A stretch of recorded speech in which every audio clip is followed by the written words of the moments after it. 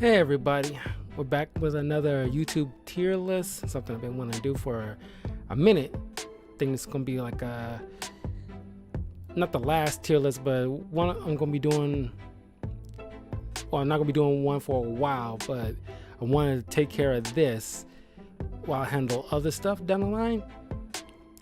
But yeah, after I wrapped up all my live commentary of every Deadliest Warrior episodes, which you can check out on my channel, you guys, like, have been amazing with the viewer count on that one, and the comments and so forth. And I've been wanting to do this for a hot minute. I want to wrap up the show before I do this. So anyway, of all the Deadliest Warrior episodes, I'm probably covering like the reenactments, the tests, the warriors, and judging on those how I would personally rank these. So I think this is the Apache versus Knight, and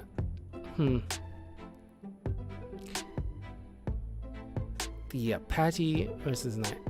It was fun. I love the Apache more so than I did the I didn't say Apache versus Knight. I meant Apache versus Gladiator. The Gladiator was cool, but it's just like his weapons didn't exactly wow me. That's the thing. I got more like, wowed with like the Apache's weapons and their skill set. The reenactment was kind of fun, just to see like that, especially that episode. I mean, that scene where the Gladiator took that arrow, right into the gut and just pulled that sucker out, and it's like completely shocking the Apache. And it's like, oh my god, and just came in like a battle tank. But I do enjoy it. Somewhere between A and B, and I gotta probably, it's fun to see the testing and everything like that. But I probably put it at B. And it's like, it's just like it was just good enough of an episode. I want to say it's not terrible, but it's like, I mean, it's like, excuse me, it's kind of like, I won't say it felt one-sided, but it's like the Gladiator didn't feel like he brought enough to the table.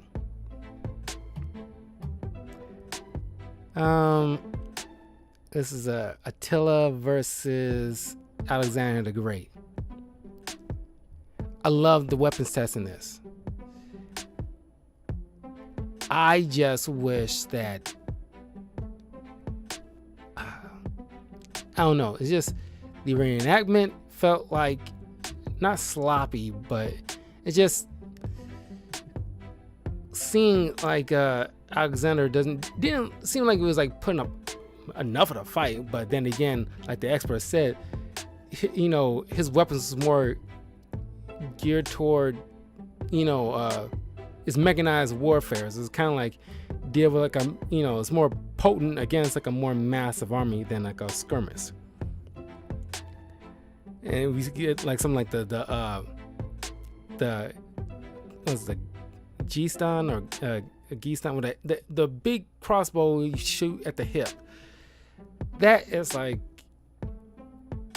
it's fun to look at, but it's like, man, it just, a lot of his stuff is just cumbersome. And then like but then again, the only thing Attila had that I thought kind of lacked any kind of punch was the lasso. But it was still entertaining, but I'm gonna put it in a C tier. It's not exactly like the more like, just like a just a little bit more from that episode.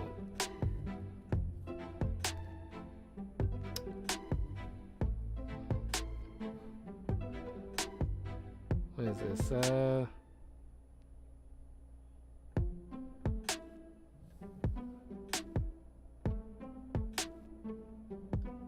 think this is it's the Zande versus the Jaguar. Now, it's unfortunate that like a couple of the episodes wasn't able to be viewed on TV. I mean, not TV, but my channel for some reason. I think it was like the YouTube thought it was hearing something and wasn't hearing anything, but whatever. I really dug this episode. I mean, the express was great. Just seeing like the Aztecs utilize like, what the sacrifice, what they did back then with the cutting out the hearts, and get to see that, like reenacted, like in the test, that really like spoke volumes for me. But like, I mean, I love like the Zande warriors' weapons really like, outdid the Jaguars, allow their weapons, except for like the Moquito. It's like, this obsidian jagged edge bladed kind of club thing that really like, oh my god, that thing was frightening. But you got like things like the Kapinga, where it's like this multi-edge thing you can throw that can zip around like a shield and still get another guy, even though it got like a penis shaped edge to it as well, to show like, the manliness of like the warrior's wilderness, how far they come to just to earn the right to wield this weapon. All that is, just phenomenal. I wish like the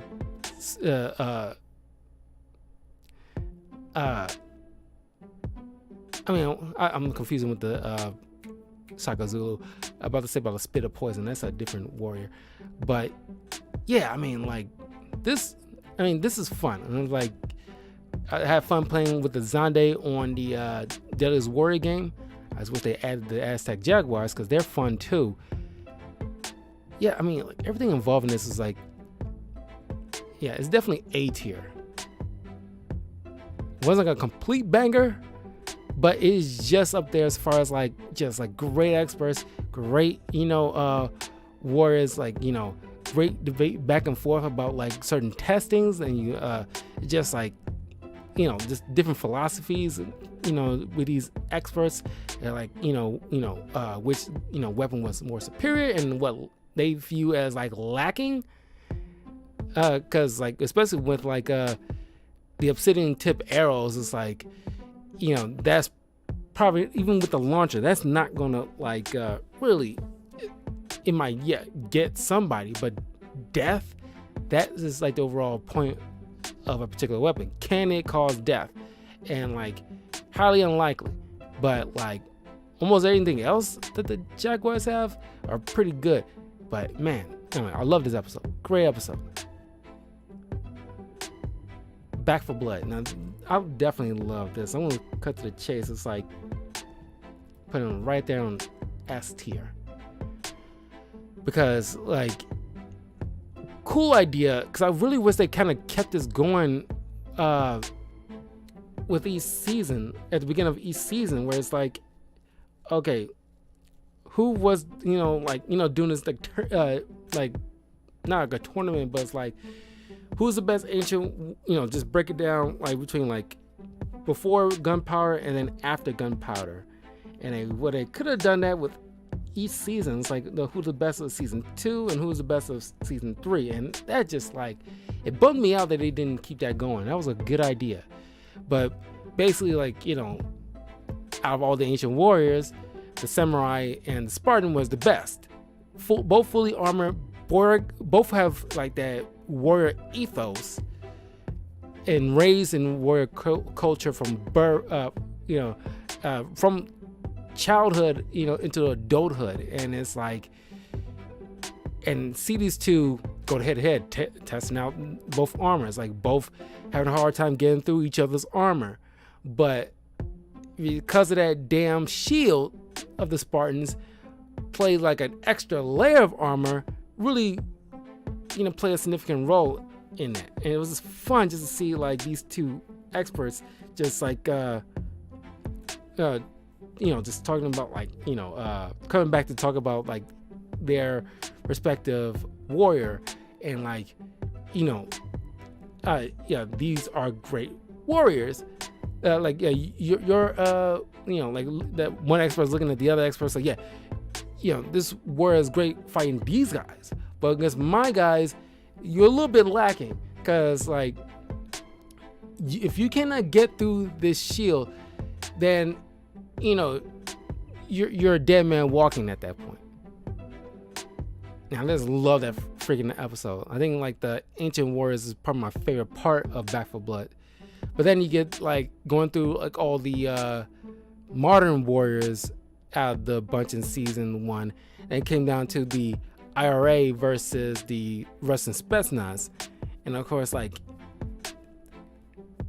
it was fun, but like, man, you probably got a little bit more with like, well, given the fact that all the modern warriors in season 1, it probably would make sense that the IRA is probably the only ones that can probably stack up, or at least give like some kind of challenge to the Spetsnaz. They even have to add in a couple of weapons to balance out the multitude of weapons testing that the Spetsnaz have. But yeah, it was still fun. Like I still enjoyed it great. I just wish I think there's slightly better warriors for the Spetsnaz to go up against that probably would give them like a better challenge than the IRA, but it was still fun. Mongols versus the Comanche.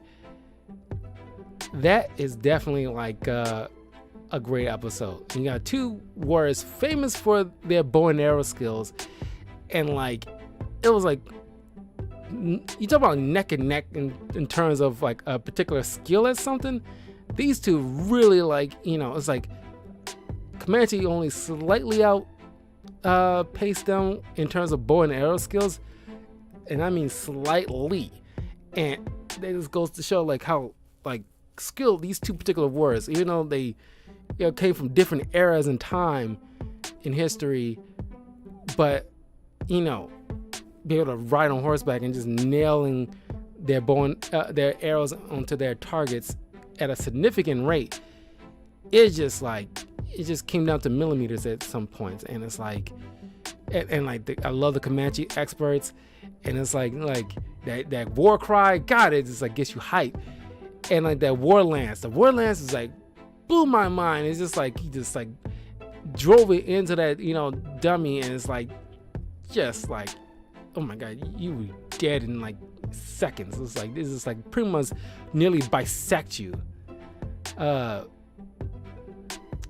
it's just like it was a great episode. I enjoyed the hell out of this episode.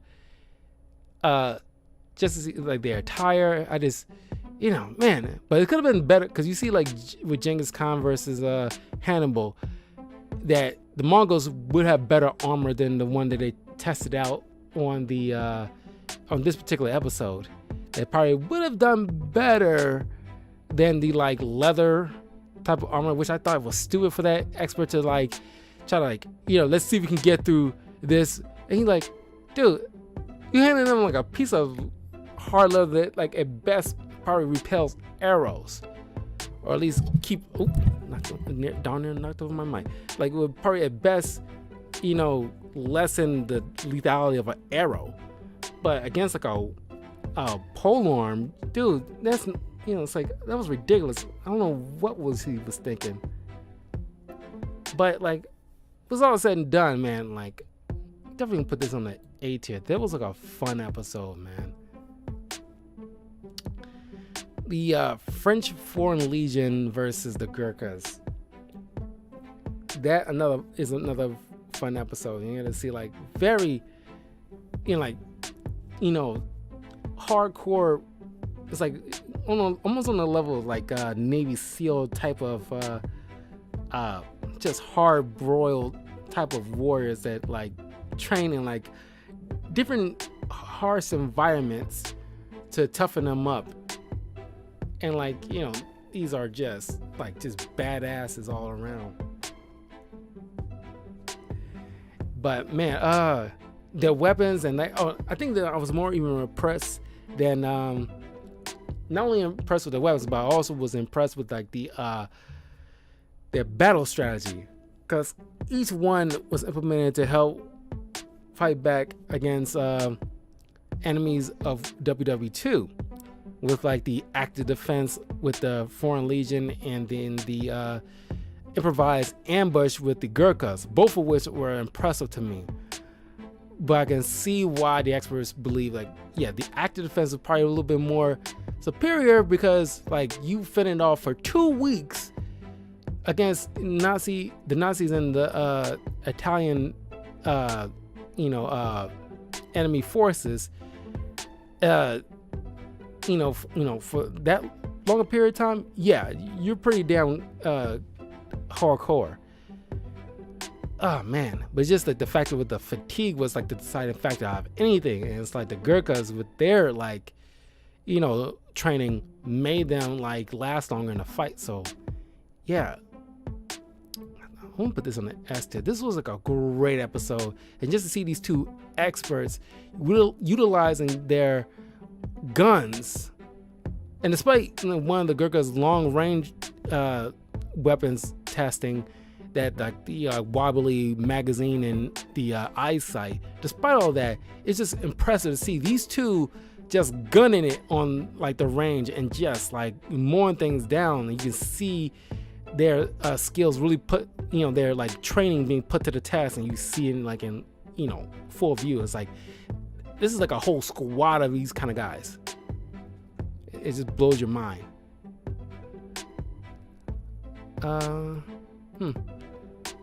You got George Washington versus Napoleon.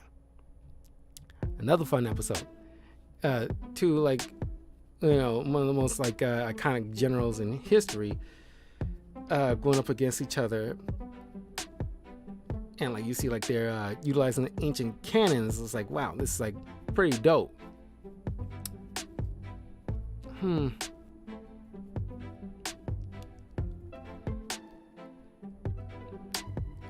It was like cool to see like in the reaction, just like the reenactment, where it's like, with the testing, with like the X factor of generalship, it makes sense that George Washington will be better at it than Napoleon, because Napoleon ended up extending himself too far and ended up losing because he like worn out his troops that he was at first had the advantage in, but then like caused himself to lose and get exiled, while George Washington eventually became like the first president, because he fought like a superior army and won.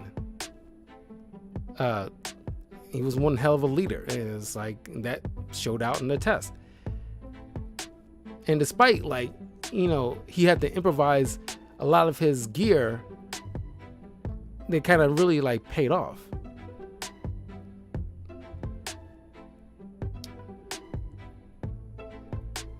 But like, yeah, everything involved in it, it's like, yeah, I think, the weapons was fun to use. Not use, but like to see.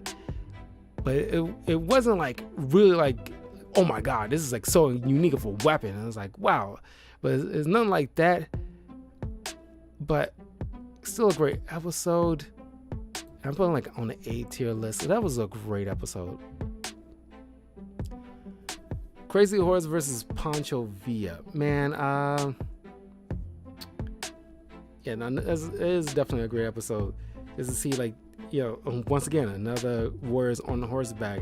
But instead of bow and arrow, you get to see like very classical West style kind of situation. Them just utilizing like different rifles of the day.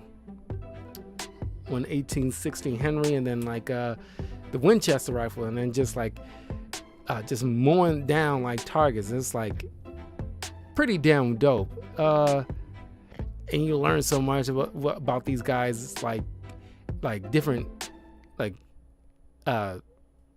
situations they had to go through health wise, with the tuberculosis and running out of like the food source, the bison, for a crazy horse that nearly like kind of like ravaged his people. Then he got like the Pancho and his arthritis, and not like a hindrance, but it's like he really had to find a way to work around that so he can be able to fight effectively on the battlefield. I just wish like Pancho had like a better battle strategy than like the El Golpe Terrifico. He just pretty much just like annoyed a particular area to the point where they can't get any sleep until he eventually took over. And it's like, okay, you basically annoyed somebody to surrendering, while Crazy Horse actually using more of an effective battle strategy with like the hit and run tactics. They didn't really earn him the win, but it was still like a more effective strategy that really kind of showed out in the reenactment. But both of these freedom fighters was just like, man, it was like just cool. It's cool to see these two go at it. It was a cool matchup. I think I'm gonna give it another A tier. I think like they definitely deserve it. It's still, even though like I wasn't impressed with like the melee type of weapons all that much, with like the bolo knife and like the Inna Compendi, because I think like the Apache War Club was more better than like the Inna Compendi, because it at least like the War Club didn't like break.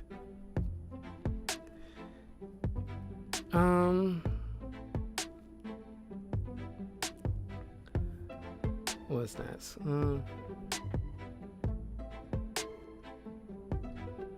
The IRA versus the Taliban.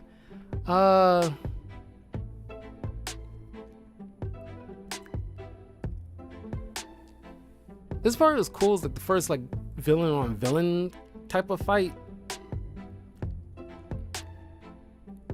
And like of course like either I wasn't born yet or just like so young that the IRA wasn't like something in my like purview, or at least in my cognizance, because there was like long since like dealt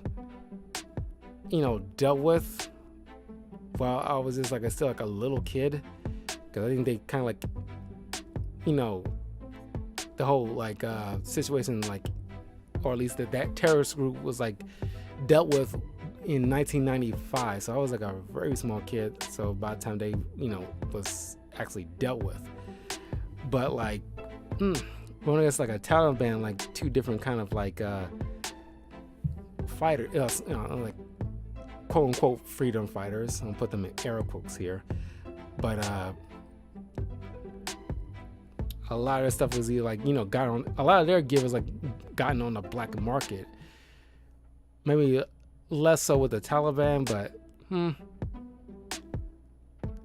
it's cool to see, but it wasn't really my favorite, like exactly my favorites of an episode, but it's still like, it was still like, it was okay. But I won't put it on a D list. It's like, wasn't like my highest, kind of like, episodes for me to like really go back to constantly. This is like, oh, I haven't seen this in like a year and some change. Let's revisit it kind of feeling, This is like Hernan Cortez versus Ivan the Terrible.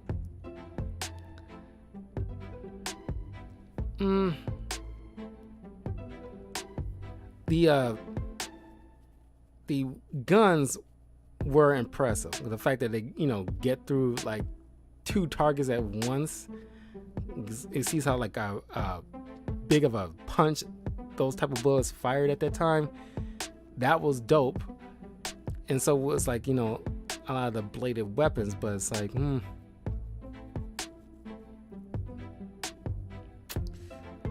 feel about this. I mean, overall, how do I feel about this? It's like, I mean, I learn a lot about these guys as far as like the mindset of these particular men in history.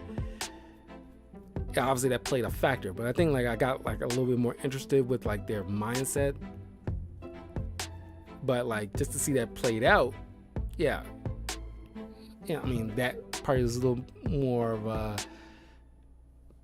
pack a little bit more punch from me than anything like I've seen with like the actual weapons. It went kind of fast too, because like not like super fast, but it's just like I think it kind of went fast because like in the reenactment you got like Ivan using one of his guys as a meat shield, and it's kind of like, wow, this is like, especially he's because like the French Legion, like the Gurkha felt like was like a significantly decently paced of a reenactment compared to this. Just for example, not all of them was going to be extensive of a time frame, but man, this felt kind of short.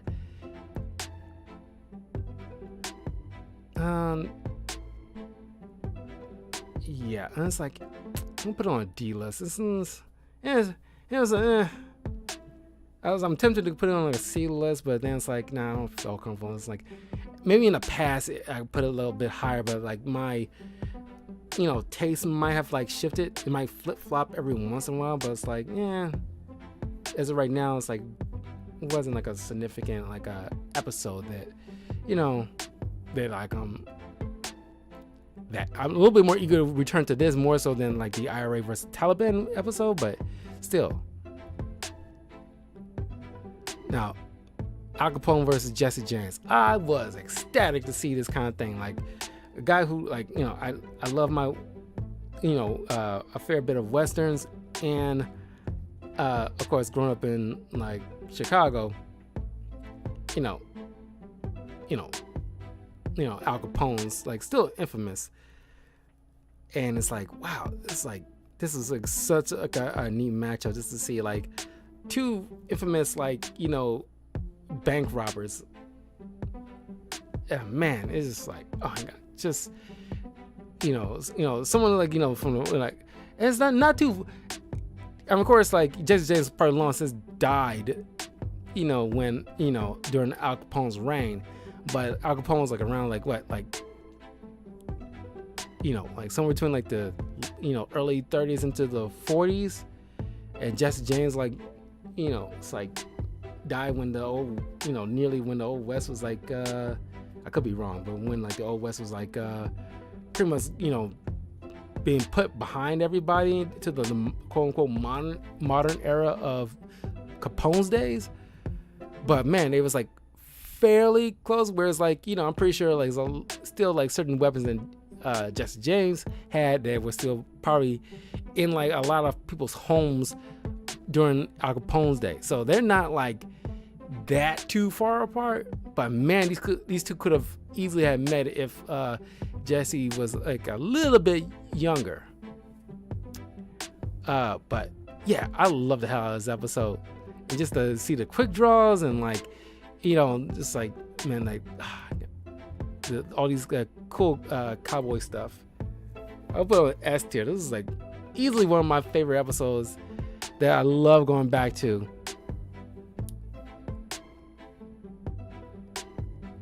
Joan of Arc versus William the Conqueror. This episode was dope. You got a first female-led warrior, and it would make sense to have Joan of Arc. It's probably one of the most iconic historical females in history. But this is the first time I ever heard about William the Conqueror. I don't think I ever learned about this guy in history class before in my day. So, I mean, when I first saw this episode, this is the first time I actually like knew about this guy. So, it's, what we see here with like the weapons is not that too dissimilar to what we see with like the knight versus pirate in the knight's weapons in his episode, and like or even to some extent the Viking, or even to some extent the Musketeers. It's like medieval time weapons. So it's like, I mean, other than like the siege cannon and the catapult, the other stuff, it's like we kind of seen before. So it's like none so far as like with the weapons kind of really surprised me, all but maybe two. But yeah, but it's still fun.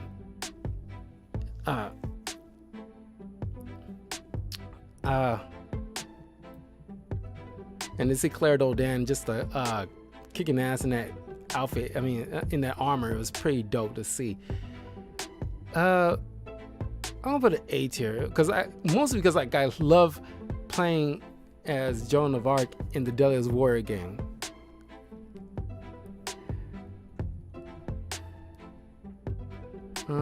What's this one here? Oh, KGB versus the CIA. I gotta get some of these images as best as I could, so I'll be able to do this, because it wasn't very like most of these, and I mean like a few of these wasn't as clear as like I like them to be, but clear enough for me to see them as should be. So yeah, the KGB versus CIA. This was a fun one. You got like obviously these two would have met during like any point in time in history, mostly in the 80s. But during the height of the Cold War era. So obviously we know like the CIA probably would have won along with every other U.S. based organization. Just to see like these undercover operatives utilizing like secret weapons, it was dope. I get a kick out of seeing that, like the camera gun and the shoe knife and like the exploding cigar, even though that one was dumb and it was never going to work. Even though they said like this stuff has happened before, like really, the very cartoon physics. But you get like the suitcase gun, and like the garrote, I should say, that really didn't impress me, but like neither was the cigar, exploding cigar, but like almost anything else was like, yeah, those are cool ass secret weapons. Yeah, James Bond come to life kind of situation. That was fun. Yeah, definitely A tier. And that was dope. Genghis Khan versus Hannibal. As I mentioned that live commentary, even though like Hannibal didn't achieve his goal in his life with taking down Rome, his battle strategy is somehow still being taught in like a lot of military organizations, and it's like has he like how many battles has he won to warrant his like quote unquote strategies to be taught? And it's like, and by and large, I'm pretty sure there's other iconic generals in history that utilize the same thing he has and probably won a lot more battles than Hannibal. It's like, I don't know, there's another episodes where I probably, definitely did not knew about Hannibal until I first saw this episode many years ago. I knew about Genghis Khan, and Genghis Khan is probably a little bit more infamous in like history books than Hannibal was, unless you actively was looking for Hannibal, or at least being put in a position to learn about this guy. But seeing that war elephant was awesome, and like obviously like just seeing these guys' armor being put to the test, and like all these like like bladed weapons, it was definitely dope.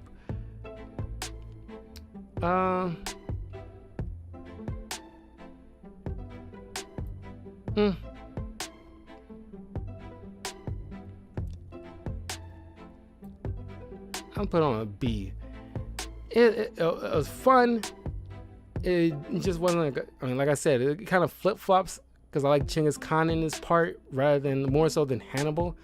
Hannibal didn't feel like, to me, he brought a lot to the game other than maybe his elephant.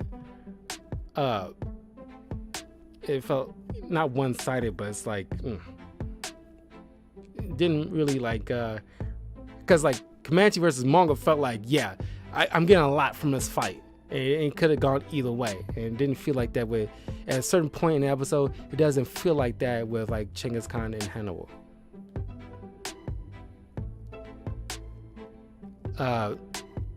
Musketeer versus Ming warrior. This was cool, but mostly I remember this episode mostly because of the Nest of Bees rocket battery with the Ming warrior. Every time I see that, it really blows my mind that it's like, God, I wish, we could have easily modernized that kind of weapon, because like, God, you would not see that kind of thing coming, even though it wasn't like at least as far as like the experts say. I can't remember about how the test results actually played out in the simulator, but as far as like the experts concerned, they was like back and forth on how effective against the long-range weapon of the Musketeer compared to the Nest of Bees rocket battery with the Ming warrior. Honestly, 50% of the time, which is shocking, with as random as those shots are firing, 50% of those hitting that mark and killing, and the other 50% obviously missing. But if you're not expecting that and you don't know where to run, because it's not like a traditional bow and arrow where somebody's actually actively aiming, and you can probably maneuver a bit because it's going to be a straight shot and you can probably dodge it, but you can't dodge something that's randomly zipping through the air. And it's like they kind of increase the effectiveness of getting hit and killed. And it's like, God, it's just like, that's a dope ass weapon. But it's like, it kind of like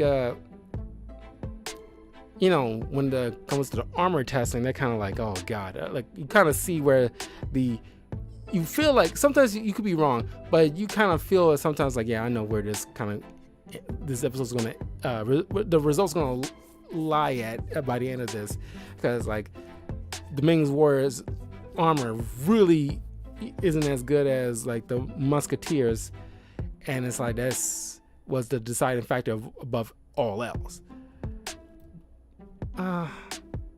Despite the Nest of Bees, this was like a very middle of the road kind of episode for me. What is this? Oh, Navy SEAL versus Israeli Commando. It's another great episode. I felt like towards the end of the reenactment, it felt kind of rushed, because like there's certain moments that's like they haven't, in the reenactment, there's certain weapons that wasn't used or wasn't used directly for a kill. Like the Navy SEAL's gun wasn't used for a particular kill. It was used, from what I recall, just to set off a grenade to kill two commandos at the end at once. And that's what I feel like. It's like they felt kind of rushed in a way. But like, you got two significantly elite of the elite kind of special forces going against each other. It was overall dope, especially when you see like these guys are like, they train with each other, so of course they're gonna like have similar set of skills, but just one's like it's gonna come down to the millimeters difference. And of course, like the Navy SEALs won out slightly. So yeah, it was a dope episode. It's like, I'll give it an A, despite like certain weapons, like a Navy SEAL's knife wasn't used, and like his gun wasn't used in a traditional sense of actually taking down somebody. But despite all that, everything else was pretty good. The Nazis versus Viet Cong. Another bad guy versus bad guy. It's definitely better than the IRA versus Taliban. it's fun to see like the Viet Cong's traps being put into effect, because they were a significant amount. They gotten a significant amount of kills, more so than the U.S. or anybody else going up against the Viet Cong back in the day would have expected. Was kind of like, you know, guaranteeing them the win at the end of the war. By like during the 70s, I think it's like, you know, significantly gave them like the bulk of the wins back in the day.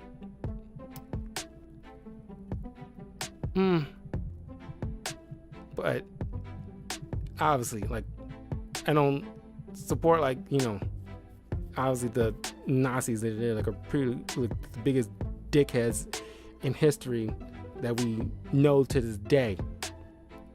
But they were effective in certain aspects with their like engineering skills, more so.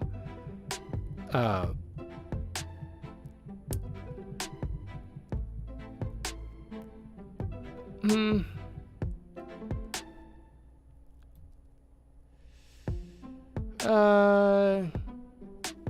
was okay. I'll give it a C. I was more impressed with the traps. I really was eager to see like those traps being put into effect, because, like, you know, I doubt anybody would expect like a punji steak trap walk into a particular area. That is not something you would expect. The Celts versus the Persians. Yeah, this is part of the very bottom tier for me. I never cared for this episode because the Celts,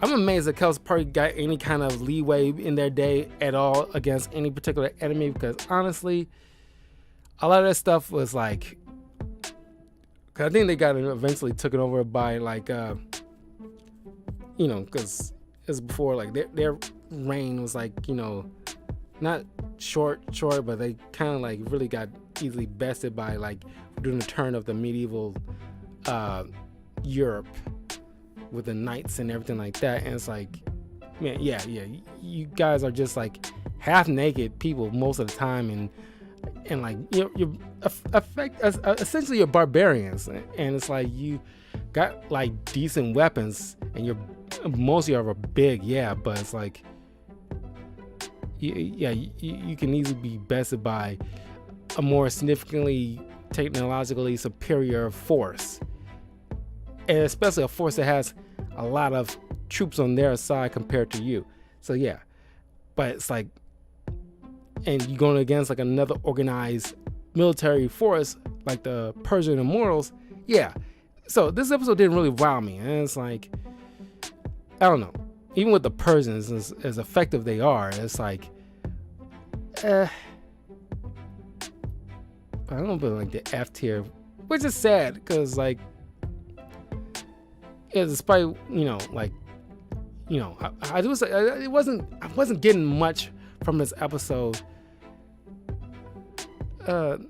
more than I hoped I would have.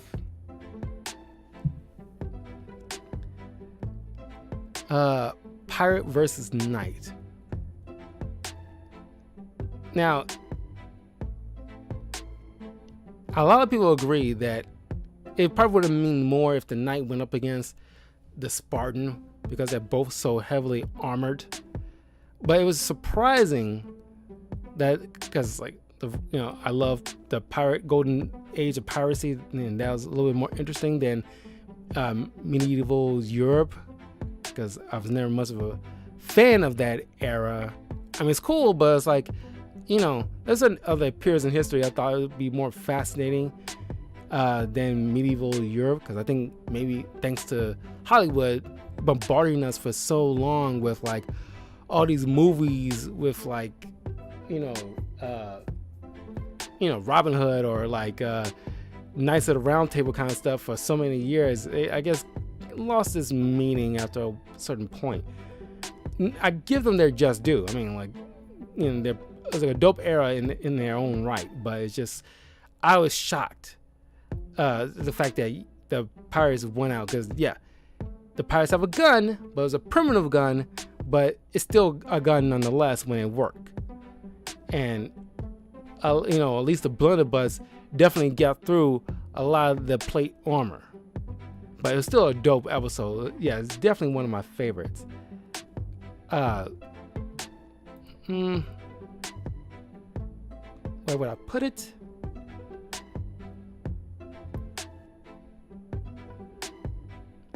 Oh, what the hell?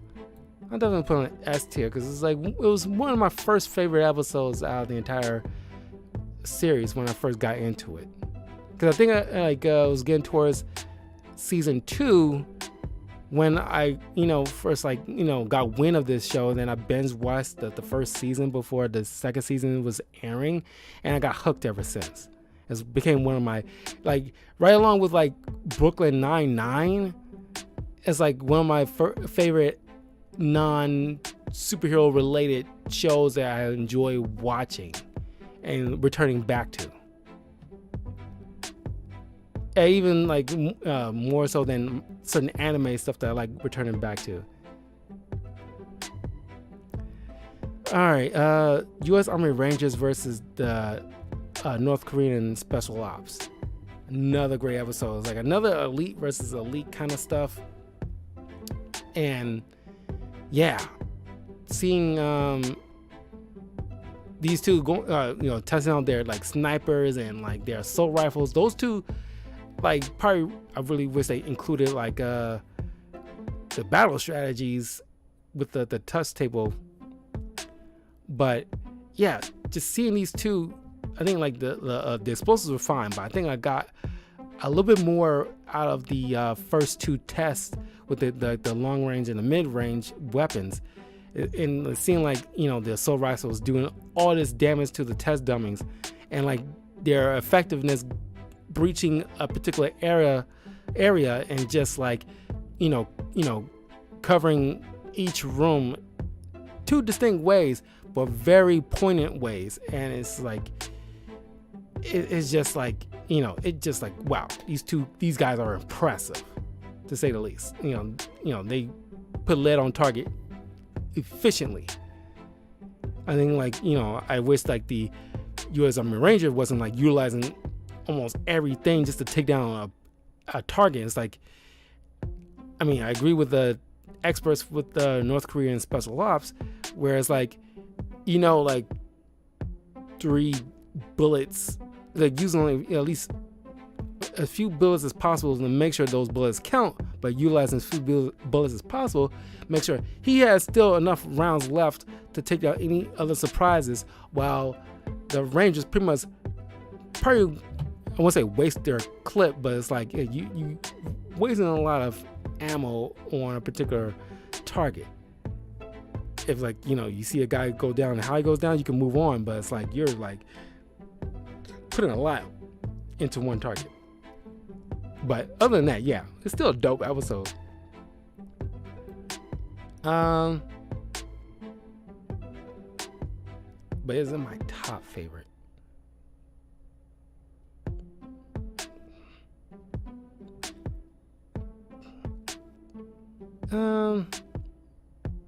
Is it my top favorite?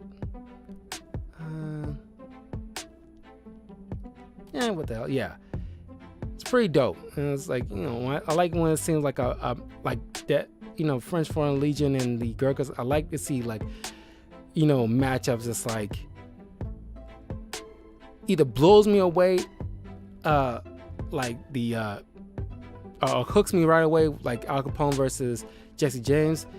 I also appreciate episodes with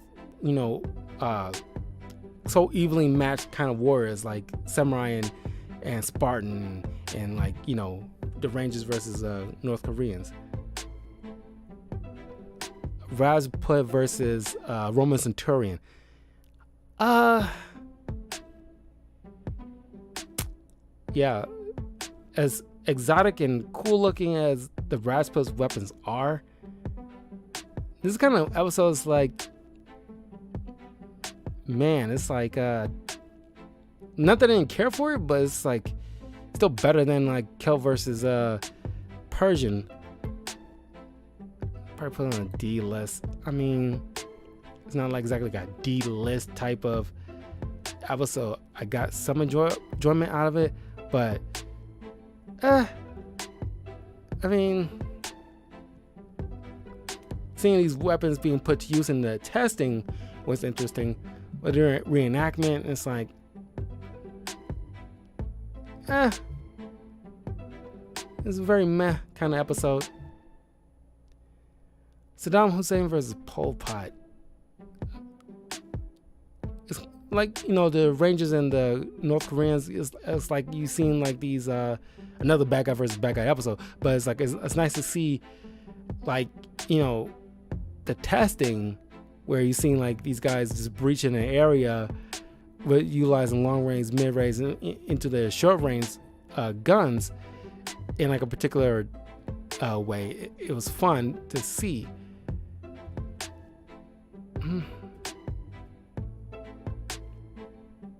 And just to get inside the mindset of these kind of dictators, it's like, you know, really, you know,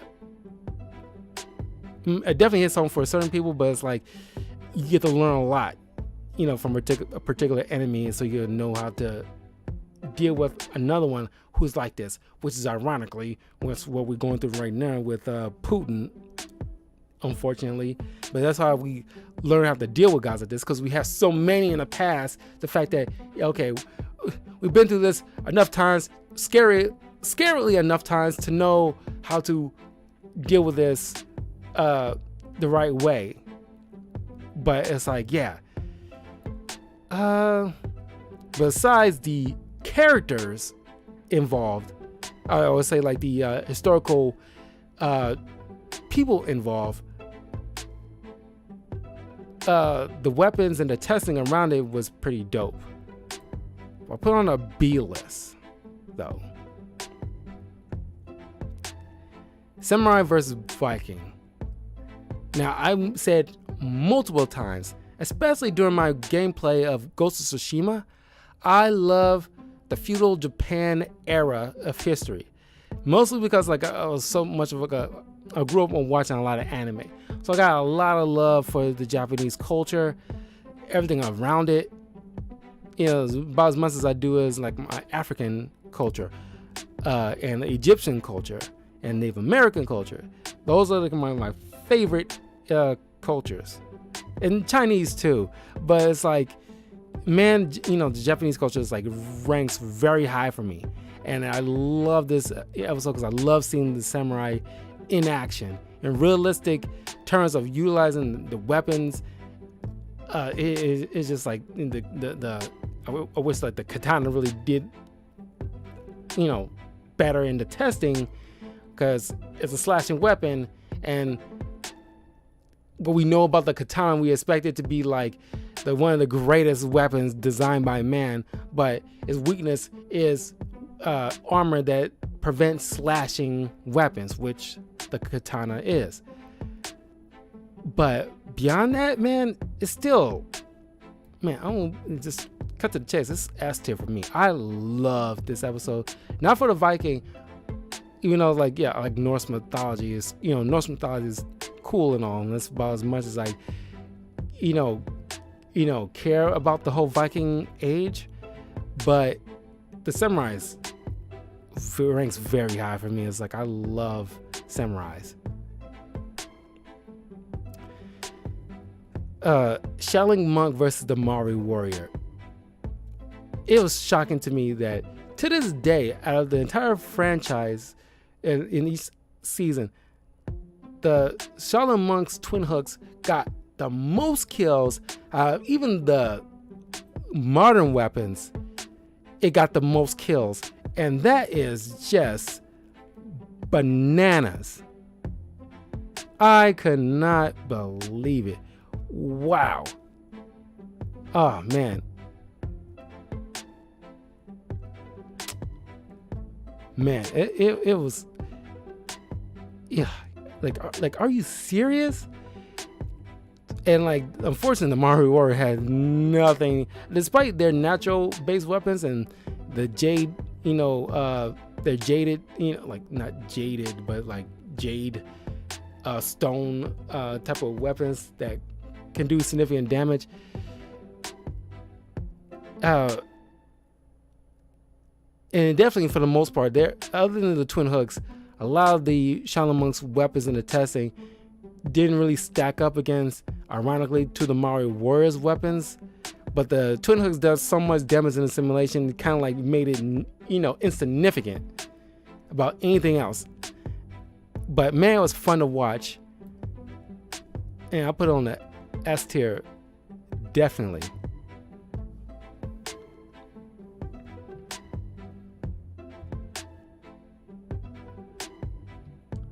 I just noticed something.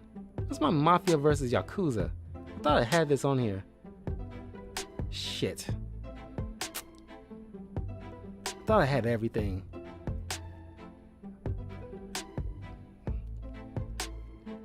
God dang it. Well, if I had them on here, which I thought I did, Mafia and Yakuza probably would have been D-list anyway, because it didn't really wow me. Their guns, even though there's, distinct for what they used for their organizations, they can easily have traded at least their guns. They could have easily have like traded, because I'm pretty sure they use each other's guns one time or another. But it's like the nunchucks, as fun as I see, as much fun as to watch those in action, doesn't pack enough punch, ironically, or at least as Mac would say, like as he was to do with more, we can do with less. And it's like the baseball bat, does the damage you needed with one good swing, rather than twirling those nunchucks to do like certain bites at the body. And you need at least 3 good hits with the nunchucks to actually do any damage, ironically. Not that it won't hurt, but it's just like to actually break bone, you need to get a couple of whacks.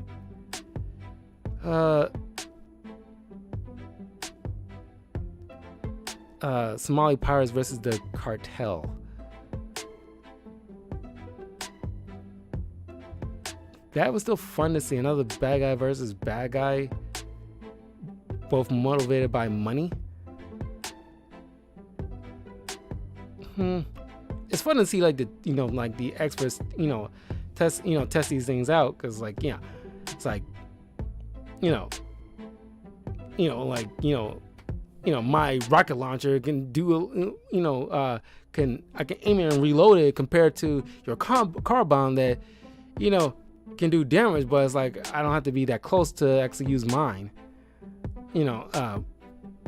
But it's like, the car bomb can cause a hell of a lot of devastation in like a wide area, compared to a rocket launcher that can do damage for more of an enclosed area. And you might get a survivor, might. But yeah, it is. And then like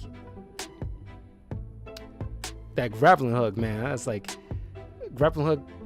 Yeah, it can cut. Yeah, if you aim it the right way with the hook area, but it's not like a effective tool in a fight compared to like a machete.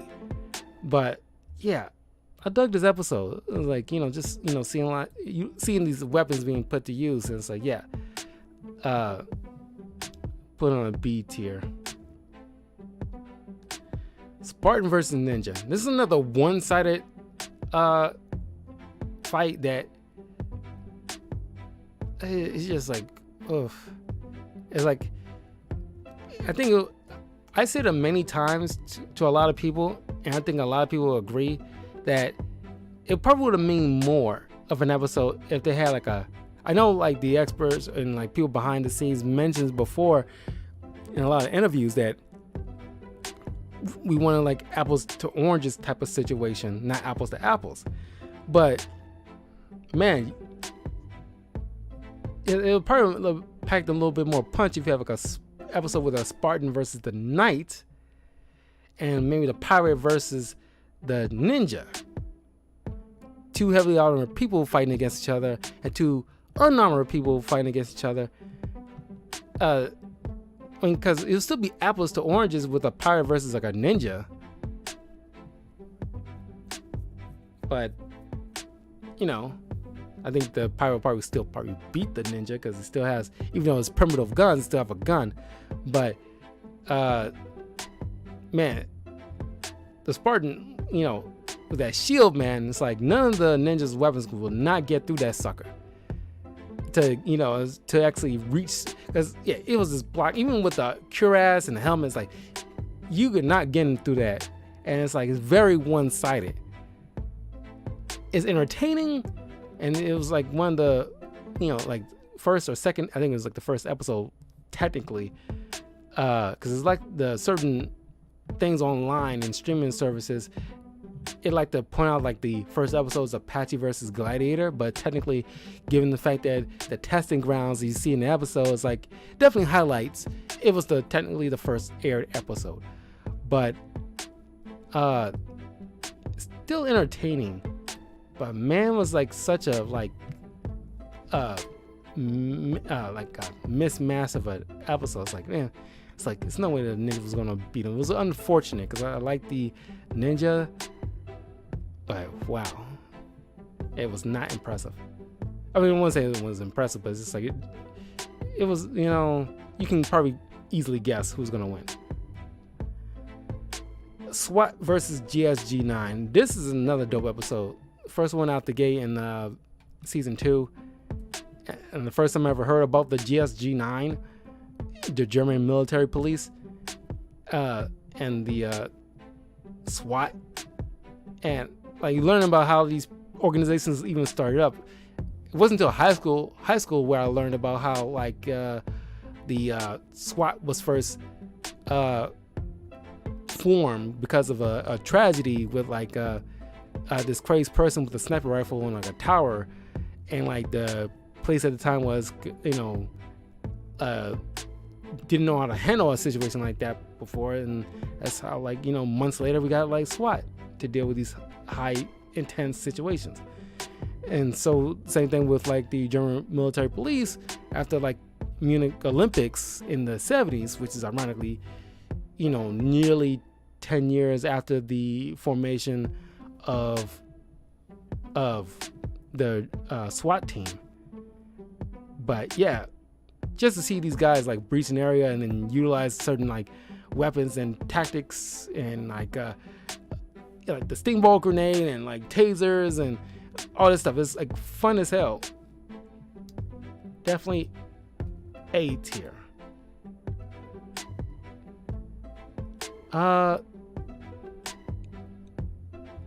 Teddy Roosevelt and Lawrence of Arabia.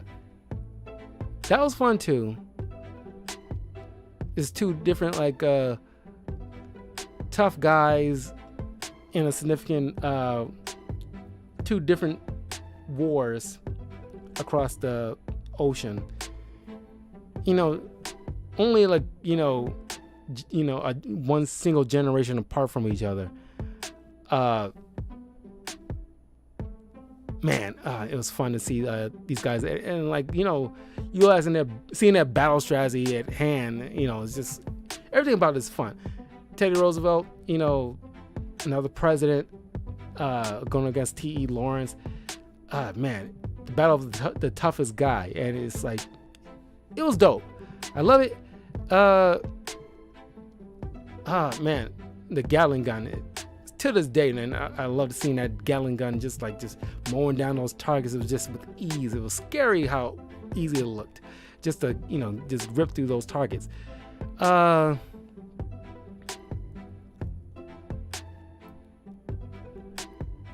put on A tier. I had a lot of fun seeing that.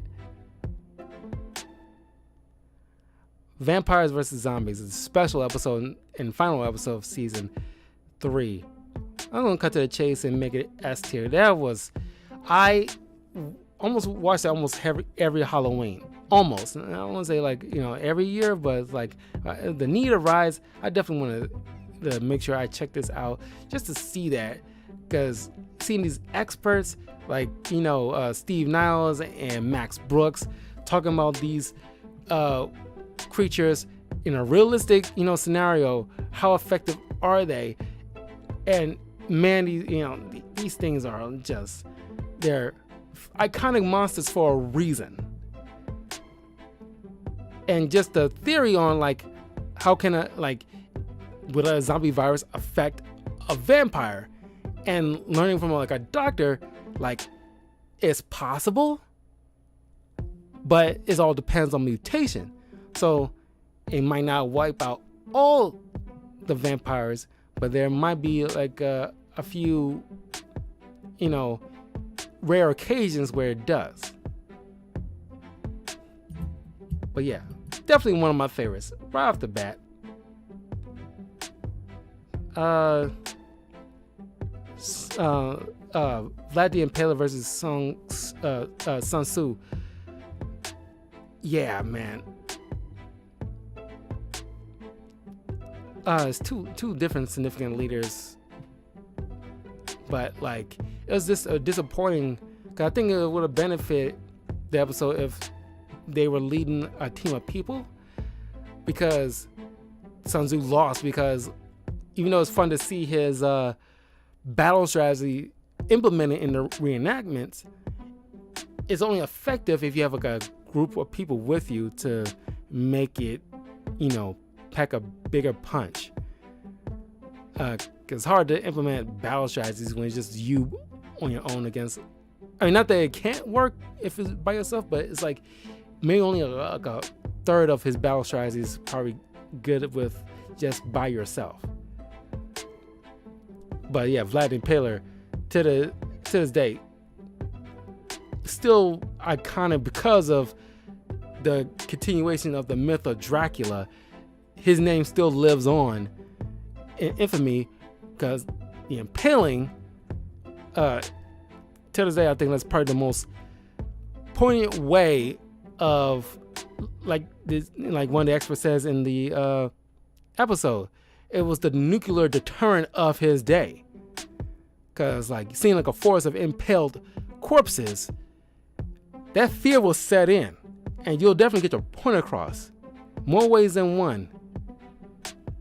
And I liked it for that, cause like these two like are very distinct kind of leaders, and they lead their troops in different ways.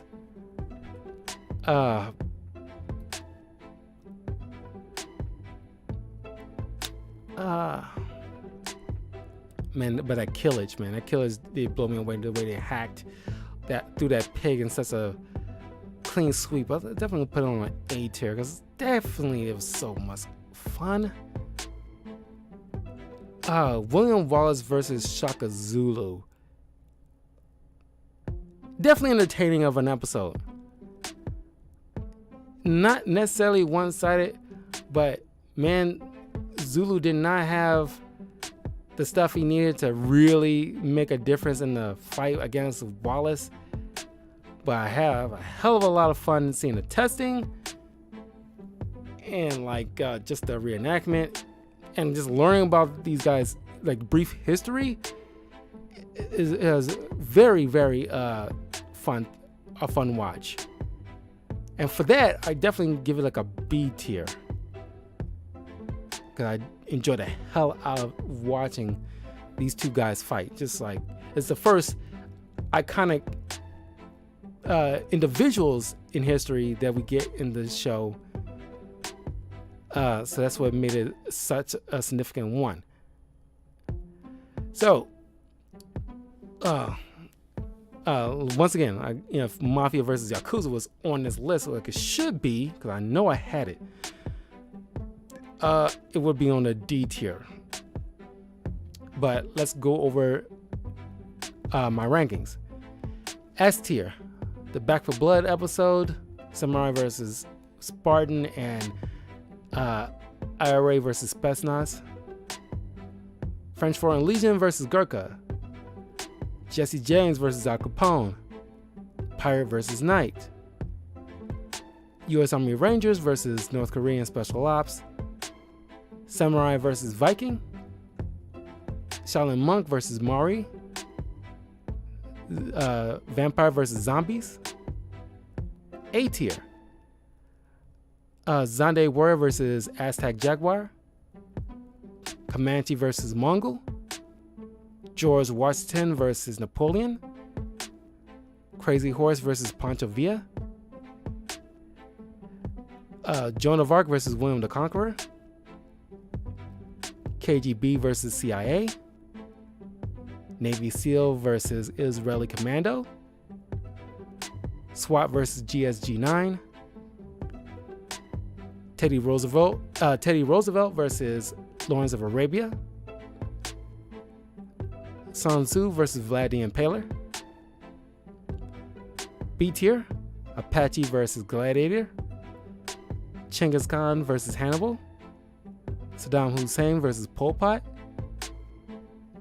Somali pirates versus Medellin drug cartel, Ninja versus Spartan, William the Conqueror, William Wallace versus Saka Zulu, C tier, Alexander the Great versus Attila the Hun, Ming warrior versus Musketeer, Nazi Waffen SS versus Viet Cong, D tier, once again, Mafia versus Yakuza, then you got IRA versus Taliban, Ivan the Terrible versus Hernan Cortez, Rajput versus Roman Centurion, and F tier, Celt versus Persian Immortal.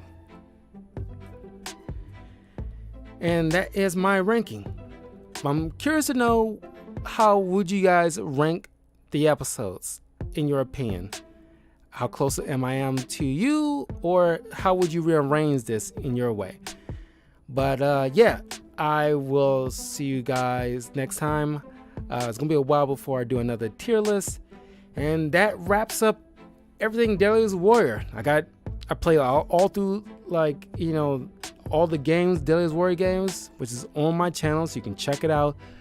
The watch-alongs are all on the channel, except for maybe 2, because YouTube didn't post it. And now the tier list. So that wraps up everything Deadliest Warrior. You know, it's been, you know, a long time thing. I've been like it was a journey. It was a journey getting through all this stuff. But yeah, I will see you guys next time. Have a great evening, and I'll see you guys soon. Peace.